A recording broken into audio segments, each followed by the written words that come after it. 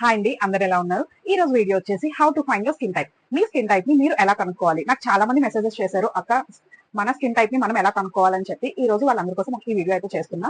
So first వచ్చేసి మనం మంచిగా ఫేస్ వాష్ చేసుకోవాలి. ఏదైనా ఫేస్ వాష్ తీసుకోండి, లేదా ఏదైనా క్లెన్జర్ తో కానీ ఫేస్ అయితే పూర్తిగా క్లీన్ చేసుకోండి. క్లీన్ చేసుకొని ఒక 1 hour లేదా 1.5 hour అయితే ఫేస్ ని ఏ మాయిశ్చరైజర్ కానీ సన్ స్క్రీన్ కానీ ఏది అప్లై చేయకుండా అలా వదిలేయండి. వదిలేసిన తర్వాత ఆఫ్టర్ 1 hour మీ స్కిన్ డ్రైగా అంటే ఇలా గట్టిగా అయిపోయినట్టు అయితే అది వచ్చేసి డ్రై స్కిన్.